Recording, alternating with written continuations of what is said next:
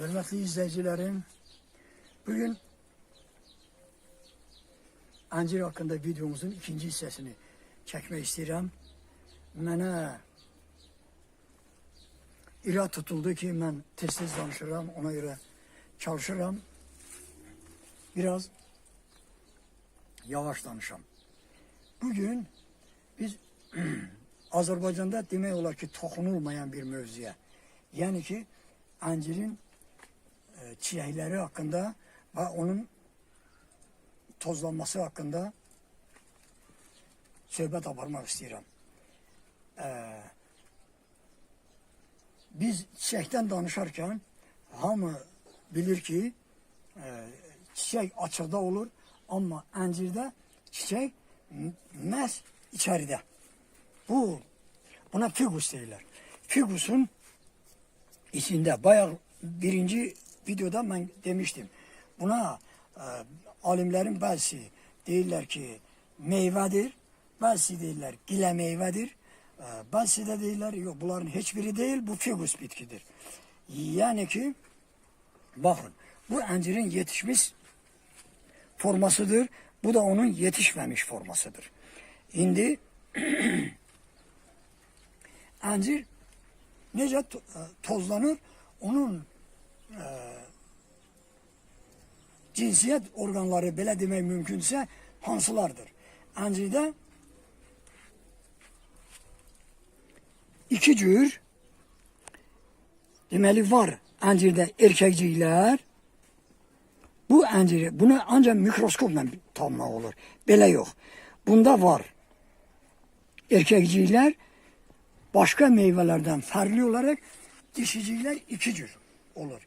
Biri var kısa dişicik, bir de var uzun dişicik. Bəs bu əncir necə tozlanır? Əncir dediğim kimi burada gösteririm. Bu əncir yetişmək üzrədir. Görürsünüz mü? Burada deşik var. Ama bu hala balacadır. Görürsünüz, yoktur deşik. Görürsünüz mü? Deməli, bunun tozlandırma prosesi belədir. Bu əncir tozlanma vaxtı gələndə bu deşik müəyyən qədər açılır və özündən spesifik bir maddə, spesifik bir qoxu bırakır. Həmin qoxuları hiss edən arı var. Rusça, biz Azərbaycan dilində bal arılarına deyirik.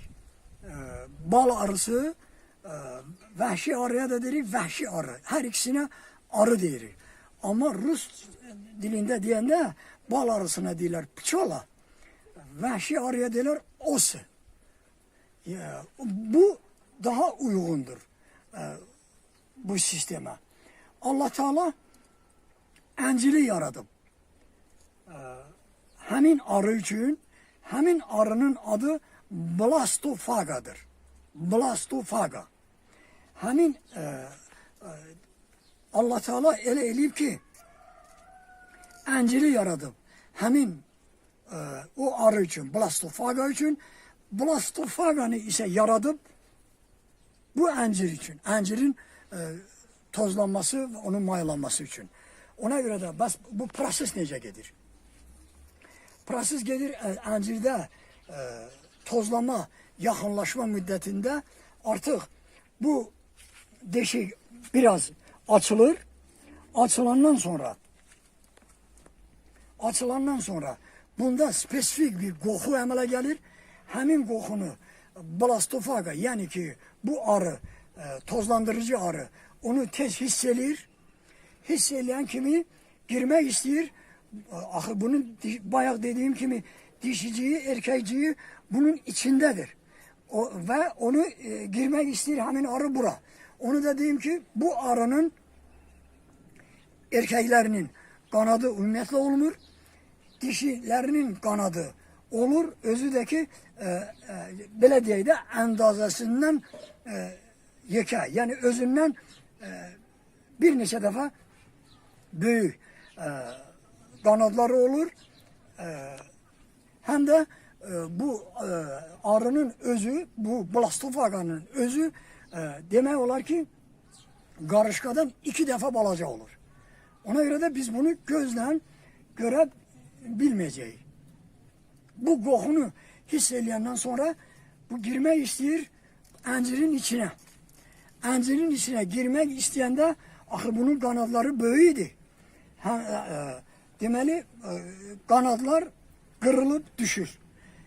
Eyni zamanda blastofaga'nın bığları, yani ki onun antenaları da düşür. Bu zadın içine girende, əncirin içine girende hem bığları, yani antenaları, çünkü lamisa üzüydü de, hem de ki kanadları düşür. O aslında hiç ona bundan sonra lazım da olmayacak. Düşür içeri. Ben bayağı birinci videoda dediğim gibi burada dişicik 2 cür olur. Uzun dişicik, kısa dişicik. Demeli onun yumurta borusu, haşeratın yumurta borusu uzun deşiye çatmadığı için demeli kısa dişiciğin kısa saplarlı dişiciye başlayır yumurta koymaya. Blastofaga'nın bir dişi ferdi 40 ve 40'tan yukarı yumurta koyabilirler. Onlar bu yumurta koyandan sonra bu əncirin içinde ölürler. Ölür kalır bu əncirin içinde. Şimdi bir müddet geçenden sonra hemin yumurtalardan yeni cavan ferdler çıkmaya başlıyor. Eğer bu əncirin içine 10, 15, 20, elə belə deyək 100 tane eğer haşerat giripse, burada yumurta koyupsa ve bunu tozlandırıpsa, demeli hemin onların koyduğu yumurtalardan başlayır ferdler çıkmaya. Təzə haşeratlar çıkmaya. Bunların da bir hissesi erkek olur, bir hissesi dişi olur. Ve erkeklerle dişiler bu əncirin içinde cütleşirler. Cütleşenden sonra bunlara lazımdır ki bu əncirin içine çıkmaya. Bayağı dediğim gibi erkeklerde ümumiyyətlə qanad olmur. Dişilerde qanad olduğu için bu deşik çok dar olduğu için dişiler bu deşiden çıkabilmirler. Çıkabilmirler diyen erkekler cütleşenden sonra bu deşiyi açırlar. Ki dişiler başlayırlar əncirdən çıkmaya. Dişiler əncirdən çıktı, başka əncirləri tozlandırmak için meyllənirlər başka ağaçlara, başka əncirlərə. Erkekler ise bu əncirin içinde ölürler. Şimdi siz tasavvur edin ki eğer 10 tane blastofaga arısı bu əncirin içine giripse, hərəsi 40 tane yumurta koyupsa, demeli burada 400 ferd əmələ gəlib. O 400 fərdən eğer 150 veya 100 tane erkek ferd əmələ gəlibsə, qanadsız erkek ferd əmələ gəlibsə, o bunun içinde ölüpse, demeli belə çıxır ki bu əncirin içinde bir tane, demeli 10 tane dişi ana arı, blastofaga ölüp kalıp bunun içinde, bir de 100 tane erkek blastofaga ölüp kalıp bu əncirin içinde.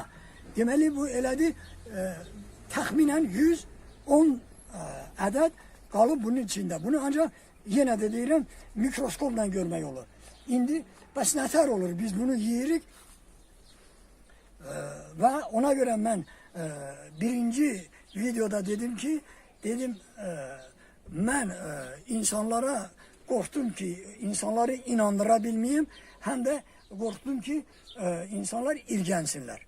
İndi yaxşı biz neyniyək? Bu əncirin içinde hardasa 110 tane ölü arı vardır. onda Allah'ın bildiğini hiç kim bilmez. Bu əncirdə fitsin deyilen bir ferment var.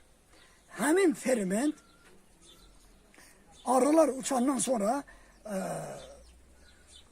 əncir yetişmeye başlayan momentdə həmin fitsin fermenti həmin ölmüş arıları həll edərək əncir onları sorur.